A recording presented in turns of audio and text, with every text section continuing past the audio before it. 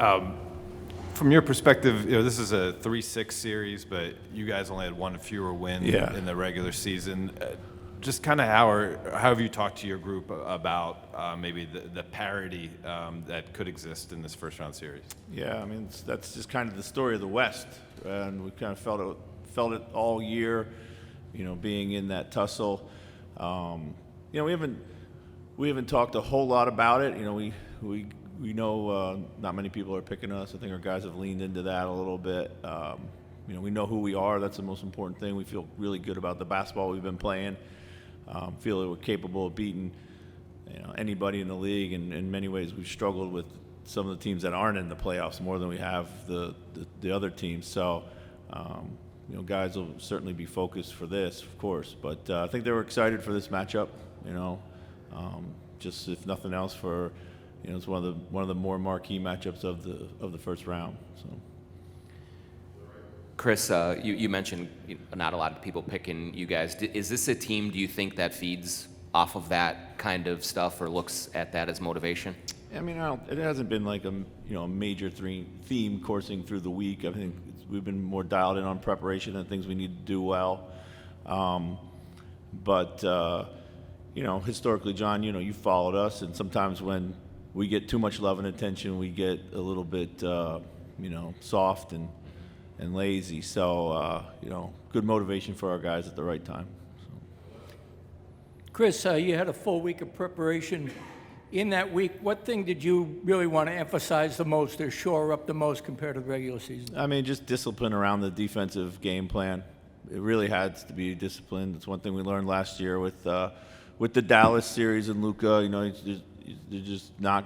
You got to change it up and do different things. And obviously, they have the ability to change the complexion of the court by putting out different lineup combinations and pick on your matchups and stuff like that. So it forces you to do a lot, which means you got to cover a lot of ground in a week like this. So it's a good thing we had the week. Hopefully we'll get it right. But yeah, the discipline around those coverages for sure.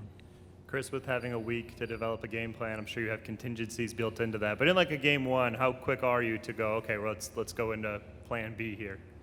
Yeah, I mean, I think that's pretty much every night. We always have a plan B, but you just got to be true to who you are, and you can't just panic right away. I don't see that happening. So.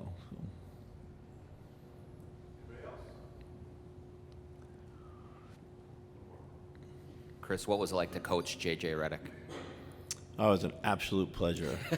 Absolute pleasure. No, I mean, actually, it was great. It was a wild season. I mean, it was a season that COVID hit. We lost 13 games in a row at one point. We were on the verge of making the playoffs. We ended up in the bubble. That kind of was an interesting experience. But it was interesting to coach JJ because I learned a lot from him. I'd never coached a shooter at that level, and they just guarded him so differently than even a lot of really good shooters. So he imparted a lot of tricks of the trade, things that he needed that he had seen through his career. So, it's like anything else. You always learn from really good players. So, not surprised that he's had success. He's got a very sharp basketball mind, relates to people extremely well, is super competitive. He has all the DNA. Hey, Chris, what's the proper balance right here? Oh, sorry. That's okay. What's the proper balance for Anthony Edwards of trying to be as aggressive as he can for himself, but at the same time, the balance of facilitating? Sure. Just what's that balance for him? Yeah, I think it starts from, being aggressive doesn't necessarily mean you got to shoot all the shots. I mean, you got to be aggressive with the mindset to lean into what the defense is going to give you. You got to figure out ways to get yourself involved if they're going to continually commit multiple guys to you, trusting your teammates. I think that's something he's gotten exponentially better at. Not just the trust part, but the reading and the understanding and the why and how to figure out those little pieces within that. But we need him to be aggressive. We need him to be Ant. He loves these moments. This is what he lives for. I thought last year in the playoffs, certainly heading into the playoffs, he did a really great job of setting the tone for our guys in making all the plays that the defense was giving.